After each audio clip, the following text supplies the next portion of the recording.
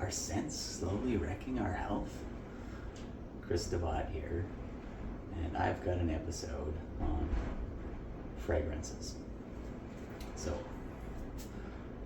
scents, odors, and fragrances are all around us. We find scents in our homes, cars, place of work, retail stores, gyms, and even outside. So how do these odors affect us and our health? What you smell is composed of volatile molecules that can be detected by the olfactory system in the nose. Those same molecules can be breathed into your lungs and absorbed into your bloodstream.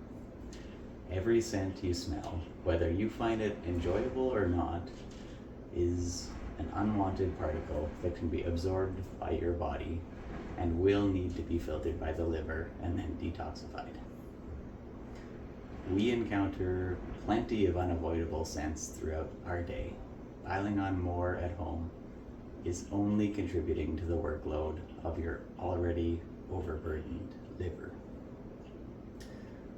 So before we can avoid them, it helps to know what to look for.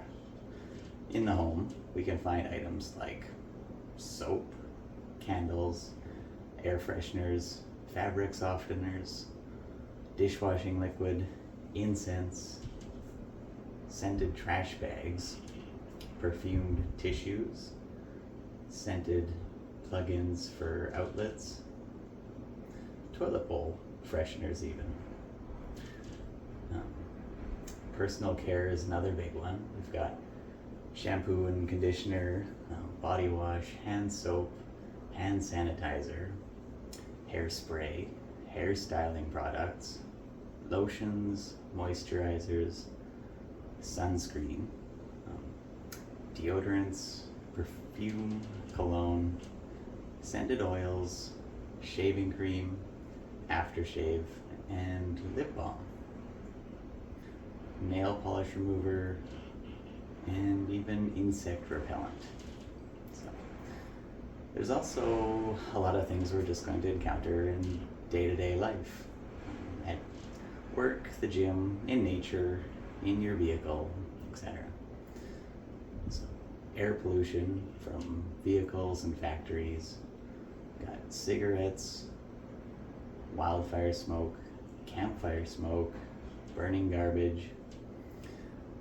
We've got a lot of off-gassing materials like carpet, glues, plastic products, foam products, tires, just to name a few. Lubricants, adhesives, paint, dust, car freshener, car shampoo, cleaning products, pollen, and decaying plant matter, which could be decomposing from mold. It's a daunting list. I know it better than most. In 2019, I acquired severe chemical sensitivities. Every item on this list would cause my throat to constrict, limiting my ability to breathe and cause massive fatigue. These attacks would last 3 to 4 hours and occurred even after just a small exposure to these odors. I would often drive to the hospital and spend a couple hours pacing outside just in case it escalated and I needed emergency assistance. I would have thought, this could never happen to me. I'm one of the healthiest people I know.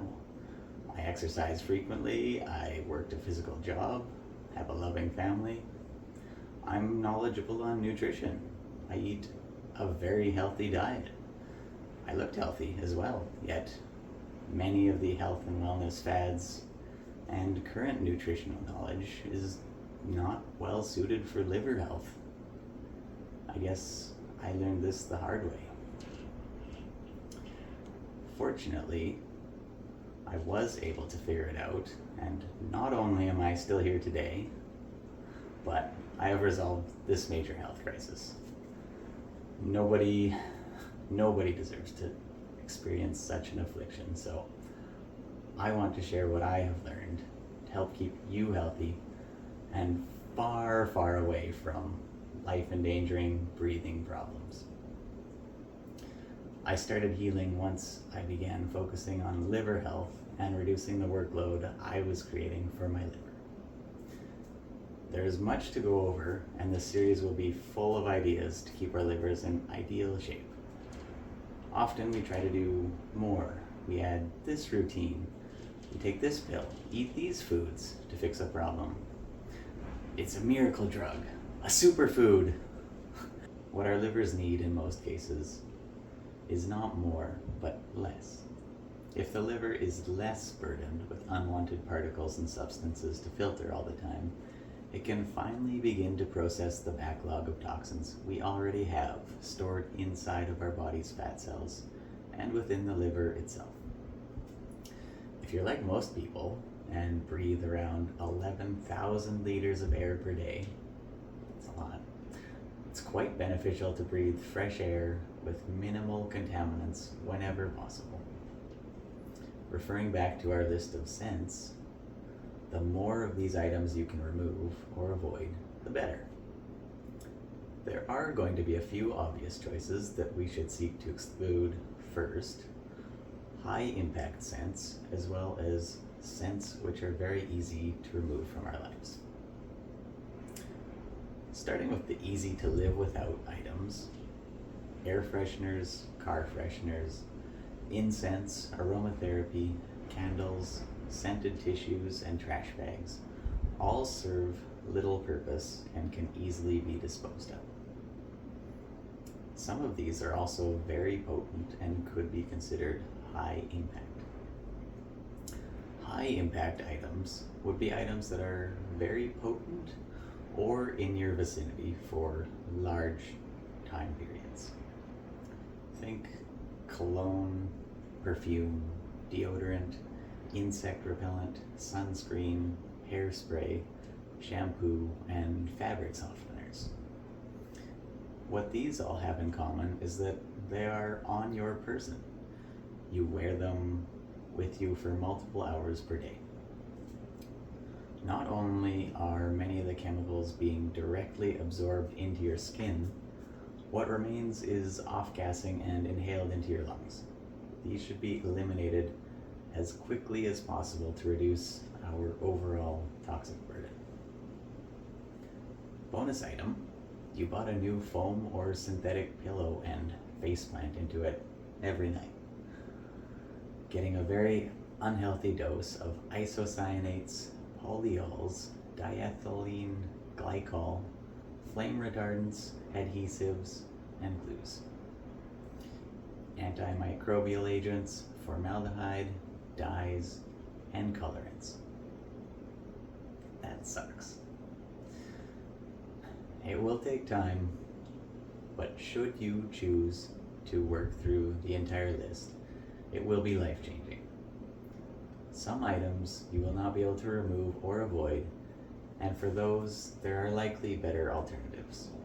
For example, VOC-free organic pillows or pillows made of down.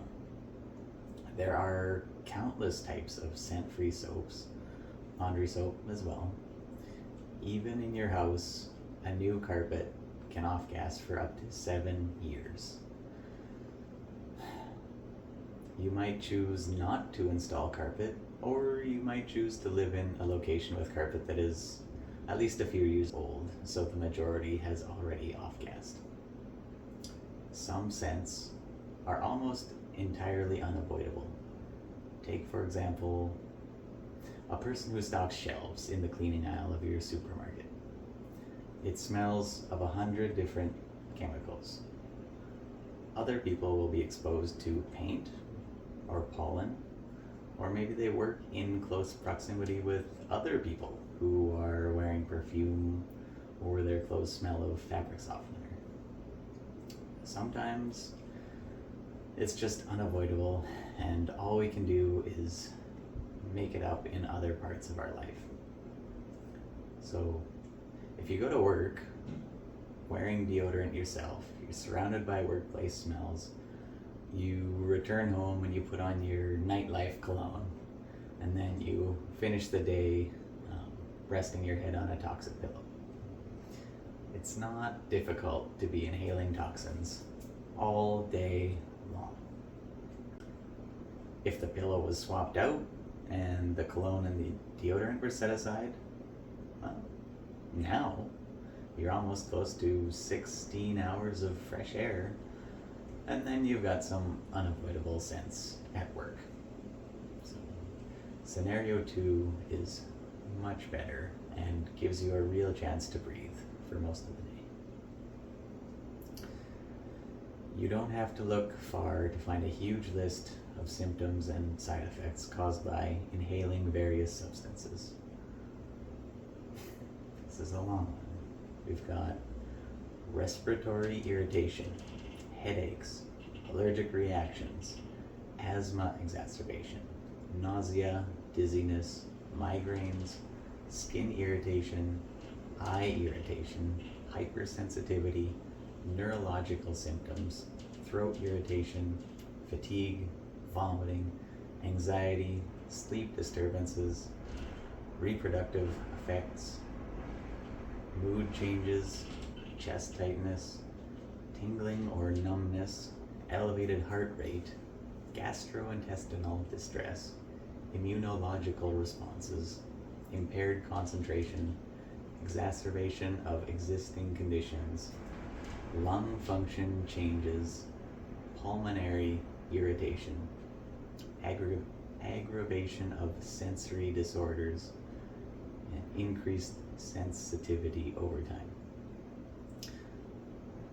I've also read that prolonged or repeated exposure to fragrances may lead to an increased sensitivity in some individuals. Wow. It almost sounds as if the molecules from these fragrances can accumulate in our body and cause health problems over time, making individuals even more sensitive and allergic. More and more, I see signs of public areas banning or limiting the use of scents, which is great, often because customers dislike or have symptoms when they come in contact with fragrances. Smoking bans came first. Smoking is far more obvious because we can actually see it, and much more research has been done in this area. Though many fragrances are invisible, they can have similar harmful health effects, especially with repeated exposure. It's no coincidence that chronic illness is on the rise. Health problems are occurring in younger and younger populations. If you have any health problems, have you ever considered that fragrances could be causing or maybe making matters worse? The liver is an extremely important organ with regards to detoxing, immune function, hormones, bile production, blood clotting, and overall health. We can all take steps to improve the air we breathe, many of which are free or cost-saving. If you stop buying these incense sticks or whatever, it's just money in the bank. Removing harmful scented items is one of the easiest steps you can implement to improve the quality of life of yourself and those around you. So what's the first item you're going to remove from your life? This is my second video ever. It would mean the world to me if you shared my content. Thank you.